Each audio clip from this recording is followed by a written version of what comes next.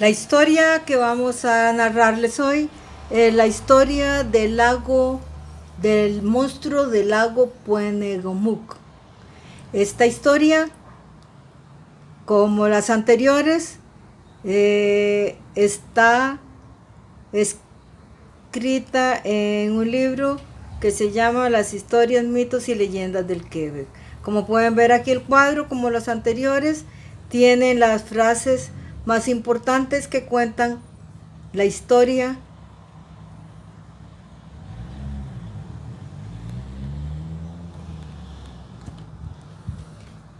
Si les gusta la historia después de que terminen de escucharla, no olviden dejarnos un like y inscribirse al canal para que sigan escuchando nuestras historias.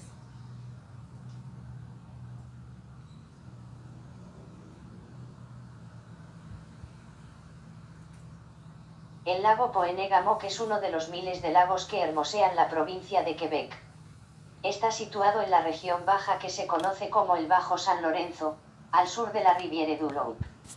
Está rodeado de interminables bosques de ciprés, pinos y arces. Mide alrededor de 17 kilómetros cuadrados y el fondo del lago es tan profundo que no se ha podido medir concienzudamente, por lo que solo sabemos que es demasiado profundo y que hace olas muy fuertes cuando azotan los vientos. En el año que corre, 2021, es una atracción para navegar y tiene parajes muy aparentes para esquiar. Está rodeado de chalets y se ha formado un bonito poblado junto a él, donde llegan los turistas a vacacionar, tanto en verano como en invierno. Sin embargo, nada de esto existía en el siglo XIX, al que se remonta esta historia.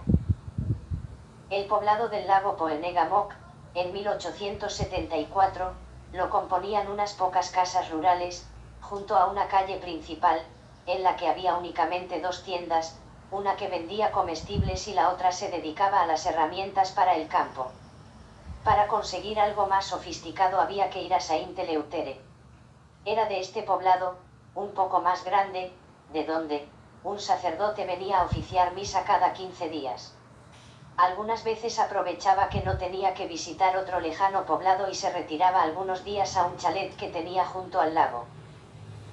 Empezando el siglo XIX, el sacerdote, de nombre Gustave Fauchelevent, se retiró a vivir a su chalet. Según dijo, se retiraba debido a su edad y que padecía algunas enfermedades que no le permitían continuar con la vida agitada que llevaba, de una iglesia a la otra. Cuentan quienes lo conocieron, que cuando llegó a vivir ahí, el hombre se veía bastante joven, tendría menos de 60 años, pero se le veía cansado. Así que los del pequeño pueblo, le ofrecieron su ayuda si la necesitaba, pero trataron de no molestarlo con visitas inoportunas, para permitirle que descansara a su antojo y se repusiera pronto. Cada 2 o 3 semanas veían al padre Gustave venir al pueblo a hacer algunas compras, saludaba muy cortésmente a quien encontraba en su camino. No mantenía conversación con nadie. Se limitaba al saludo cotidiano y cada vez se le veía más saludable. De la iglesia de Saint-Eleuthère le enviaban cada mes con el sacristán, el dinero de su retiro. El sacristán iba hasta su chalet a dejarle el dinero y no se demoraba en la visita ya que el sacerdote se había vuelto muy huraño. Así vivió alrededor de 15 años cuando desapareció sin dejar rastro. La iglesia hizo todas las investigaciones posibles para dar con él o con su cuerpo, si fuera el caso. Pero no se sabía nada de él ni dónde buscarlo, ya que de ahí, de su chalet, solo salía a comprar lo necesario para vivir. Solamente contaban con lo que el sacristán había visto cuando llegaba a dejarle el dinero, y era que el sacerdote había convertido su chalet en un enorme laboratorio donde criaba ciertas especies, en las que se afanaba por engendrar una especie nueva, con las cualidades del esturión, por tener buenas cualidades de pez. La serpiente marina gigante, por su tamaño y el cocodrilo, porque además de ser un animal fuerte, tenía larga vida. Aseguró el sacristán, haber visto una vez en un estanque, atrás de la casa, embriones mixtos de los 3 animales.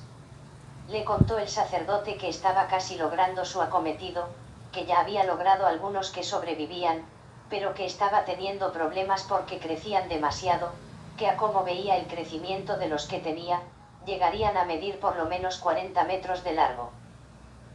Quienes investigaron, encontraron el estanque, pero en él no había ningún animal vivo y el estanque estaba sin agua, había sido vaciado.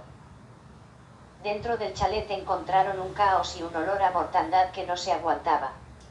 Llegando a la conclusión de que el sacerdote había muerto por causa natural y que algunos animales salvajes habían acabado con él y con los que, dijeron los investigadores, se trataba de peces.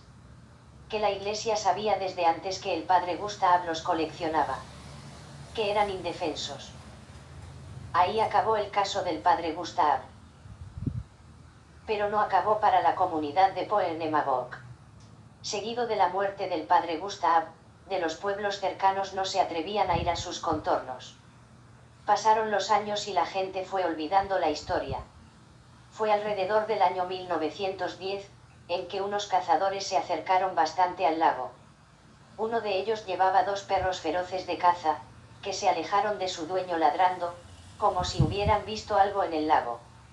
Se acercaron a la playa y el dueño, al dejar de escuchar los ladridos, se acercó a la playa, para ver lo que sucedía con sus perros, y lo que vio fue algo muy grande, como el lomo de un animal que se sumergía entre el agua, haciendo olas como si se hubiera hundido un barco. Llamó a gritos a su compañero y lo esperó. Se acercaron juntos a revisar el lugar donde escucharon por última vez el ladrido de los perros y lo que vieron en la arena fue un poco de sangre. Como que un animal muy grande los había atrapado. Especialmente que uno de ellos aseguró ver sumergirse algo en el agua, aunque la vista no fue muy clara, se trataba del lomo de un animal muy grande. Lo que les extrañaba es que hubiera agarrado a los 2 a la vez. Tratándose de perros cazadores, que no se dejan agarrar fácilmente, al menos debió de haberse salvado uno de ellos. Se apostaron cerca de la playa a vigilar si aparecía de nuevo y no vieron nada. Solamente que las aguas del lago estaban turbias, y ese lago era conocido por sus aguas muy limpias. Después de ese episodio, Benoit Moreau, que tenía su casa, la más cercana al lago en ese entonces, empezó a perder sus animales uno a uno. 2 caballos, 3 vacas y 4 perros, 2 esquimales y 2 labradores. Acudió a la policía a que le ayudara. Vino la policía.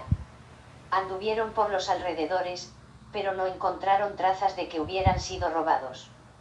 Benoit aseguraba que los animales siempre se habían alejado sin problema, los perros los cuidaban. No se explicaba que hasta los perros habían desaparecido. Algo bueno descubrió la policía, y es que, buscando en el lago, entre las aguas turbias, no se veía que hubiera ninguna especie de los peces habituales. Ni siquiera huellas de lo que una vez fue un cardumen de truchas que varios del pueblo, para el tiempo del padre Gustav, habían tirado al lago para hacer un criadero, que para este tiempo debería estar lleno de truchas todo el lago porque nunca, nadie iba a pescar al lago por el asunto de la historia del padre Gustav. Era como que algún animal se los estaba comiendo. La única explicación que daban a las desapariciones, era que existía en el lago un animal tan grande como para comerse una vaca o un caballo. Los agentes del orden lo único que hicieron fue aconsejar a los vecinos que no fueran a bañarse al lago, que lo mejor era que se abstuvieran de andar cerca de él. No había nada que hacer. El monstruo no aparecía.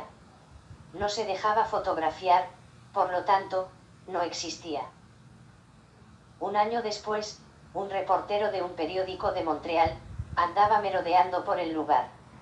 Estaba escribiendo una historia sobre las apariciones del lago. Estaba acampando en las cercanías del lago con un amigo. Recuerda que una noche, estaban durmiendo cuando los despertó un rugido extraño. Se levantaron los 2 y salieron de la tienda en el momento en que al claro de la luna veían revolcarse y desaparecer en las aguas un monstruo grisáceo, de 2 cabezas. Que medía más o menos 20 metros de largo. Lo vieron revolearse en el lago y desaparecer. Esta historia empezó a atraer curiosos que se acercaban al lago lo bastante cerca para verlo bien, por si aparecía. Sin embargo, nadie logró verlo. Eran muchas personas que a lo largo de todos esos años, juraban haber visto un animal monstruoso en el lago, pero quienes lo habían visto decían lo mismo, que no se encontraban tan cerca de él. Por lo que, en lo único que coincidían era que habían visto el lomo del animal y que era gris. Contaban historias que bien podría tratarse de alguna vieja canoa flotando, un tronco, o alguna tabla, que los hubiera confundido. Sin embargo, les creyeran o no, los pobladores cercanos al lago no se acercaban a él. No fue hasta el año 1958 en que una cuadrilla de trabajadores municipales trabajaban ese verano en una carretera que pasaba cercana al lago. Una tarde, fueron 6 trabajadores después del trabajo a bañarse al lago, ya que hacía un calor infernal. No les importó que en el pueblo les hablaran del monstruo ni que las aguas del lago no fueran tan claras. Así de fuerte era el calor. Se dieron un chapuzón en el lago. Dicen que no se demoraron mucho dentro del agua debido a que no querían que se les hiciera tarde, todos venían de Saint-Eleuthère. Salieron 4 de ellos del lago, se estaban vistiendo, cuando escucharon en el lago algo así como un maremoto, y vieron salir de las aguas un monstruo de más de 30 metros de largo. Tenía 2 cabezas. Una de las cabezas tenía un hocico largo, con dientes larguísimos y la cabeza lisa. La otra cabeza era mucho más grande pero redondeada, con la boca llena de dientes, eran más pequeños y tenía la cabeza cubierta de púas largas que asemejaban a pelo. La piel por encima era como piel de cocodrilo de color gris y donde se levantaba se veía la piel de abajo escamosa y plateada. Se revoleó por el lago dando coletazos y desapareció en las profundidades del lago. Todos coincidieron con la descripción del monstruo. Los 4 que estaban afuera estaban a medio vestir. La bestia nunca salió a atacarlos. Ellos pensaron que de seguro se había tragado a sus 2 compañeros. Estaban terminando de vestirse cuando vieron venir a uno de sus compañeros por la orilla de la playa, miraron hacia el lado contrario donde alguien había gritado y vieron llegar hasta ellos, corriendo, a su otro compañero. Sucedió que cuando el monstruo emergió del agua, hizo un vacío, luego al moverse el monstruo y volver a sumergirse, el agua borboteó y lanzó a la playa a los 2 que estaban cerca de él.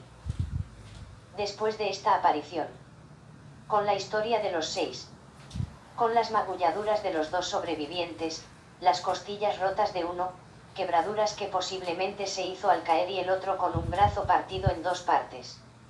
Hubo que creerles. El Ministerio de Pesca, a partir de ahí, ofreció a quien le tomara fotos, una recompensa de $100, que en ese tiempo, era bastante dinero. No hubo nadie que lograra hacerlo. Fue 2 años, después de este episodio que un barco japonés llegó a las aguas del lago a buscar al monstruo marino. Estuvo una semana entera hasta que de Toronto le llegó una orden de abandonar el lugar.